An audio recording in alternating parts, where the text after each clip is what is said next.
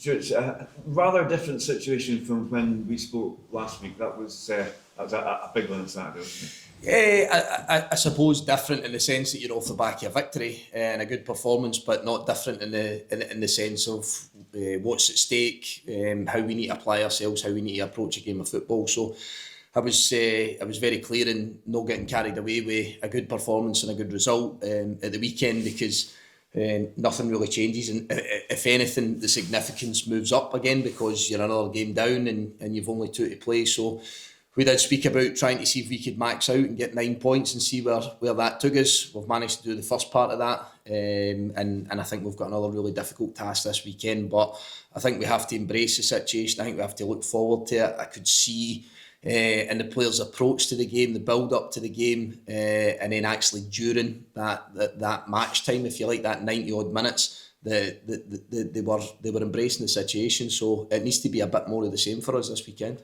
You've got a game here between 2 clubs who are fighting for the future, because Morton aren't out of it yet either. Yeah, so I think that's the add-on to it. I think sometimes people look at your opponent, the set of fixtures, who you're playing, where you're playing them, what's at stake. There's still plenty at stake for Morton as well. So I think that adds on a little bit of can add on a little bit of pressure to them, but I think that there's also it generates a real bit of hunger for them as well. They're not just playing out the season; they have to come here and try and win the game, which I'm sure they'll try and do. And our situation is very, very clear. There's no opportunity for slip up. There's no opportunity to take a backward step. Everything that we have to do is we forward momentum.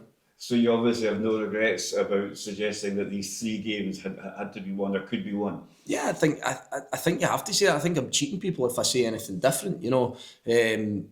What I'd said was that we can't keep looking at everybody else's result and think that we're hard done to if results don't go our way.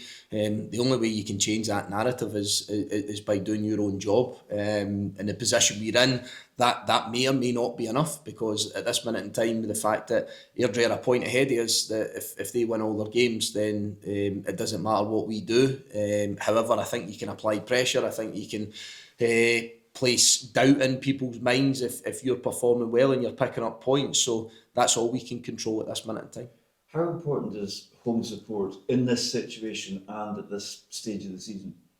It's always important, but I'm really consistent in what I've said in this front, that I think the support has been great. We got behind us here on Saturday. I'd spoken about other poor performances and poor results that I still think they're getting behind us. I attended a supporters Q&A on Monday, myself and Stephen Ferguson, and there's always this sense of you're in a bad spot, you're in a bad situation, it's going to be a hostile, uncomfortable environment, which doesn't faze me, it doesn't faze Stephen, but that wasn't the case. The support's there, the supporters, some of the guys were here at the event. The supporters are 100% behind this group of players. They want them to do well, they want us to get out of the position, and I think you can hear that between 3 and 5 on a Saturday. I think you can. There's quite clearly a bit of trepidation with some of them because they've seen poor performances and they've seen a poor season. Let's be honest, they've seen a poor season, but that's not diminished their support and their will for this football club to do well. So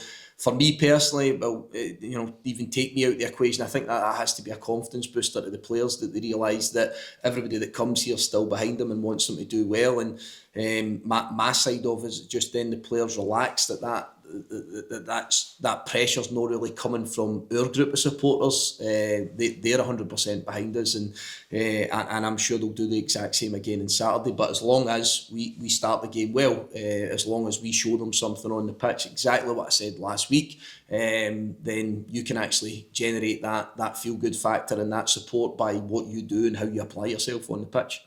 Great, thank you very much. Cheers. On that fans Q&A, did it show you the strength of feeling the community has for the club?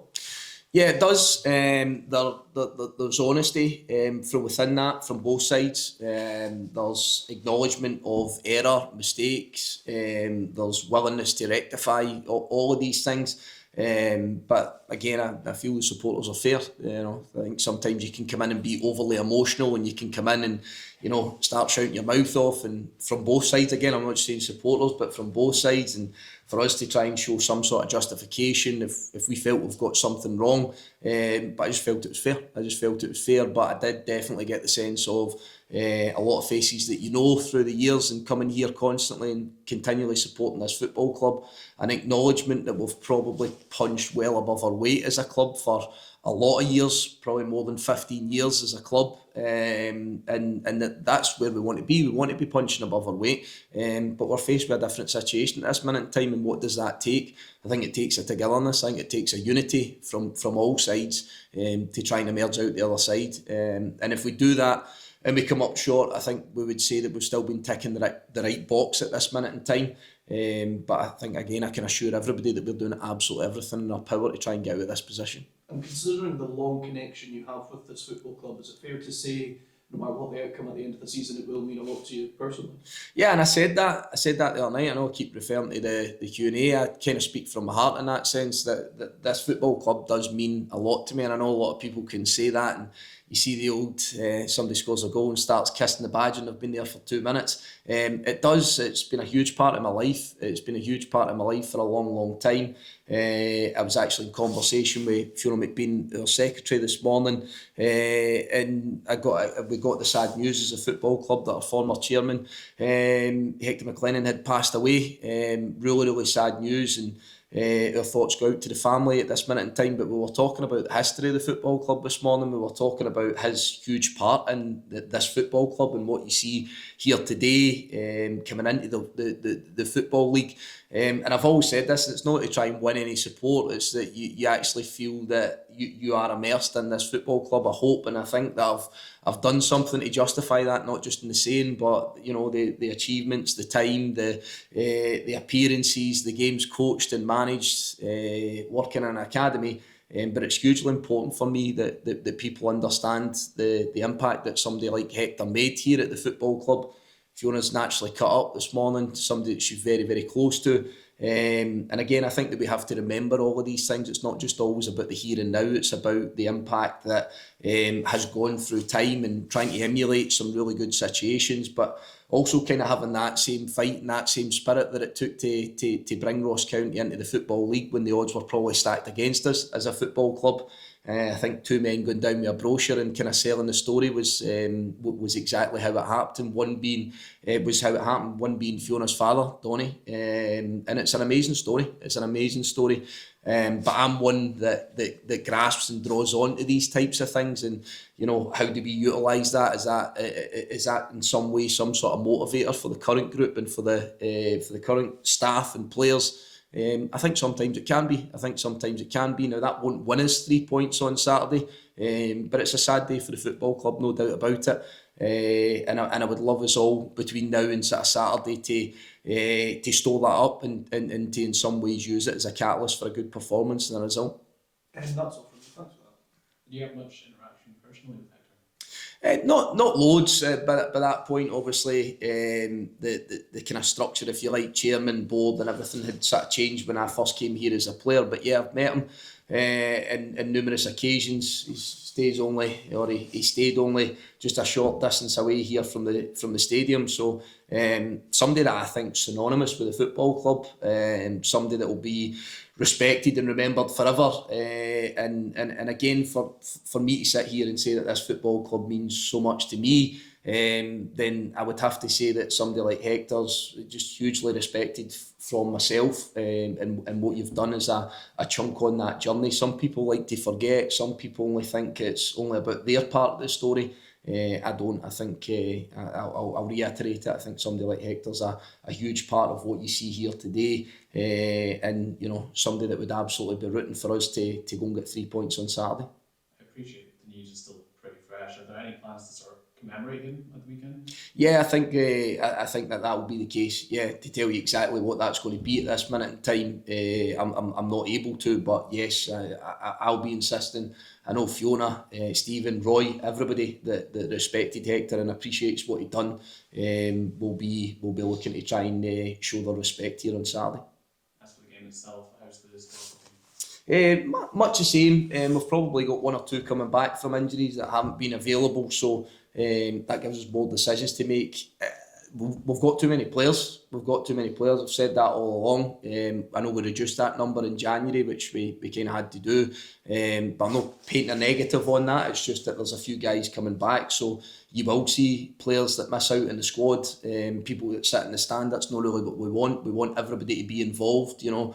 I think sometimes having that tight-knit group is a good thing, but that is what it is. So as we've said to players, if they miss out in the squad and, you know, they don't go off the bench, there has to be an understanding that absolutely everything that we're trying to do here is what we see is the best fit.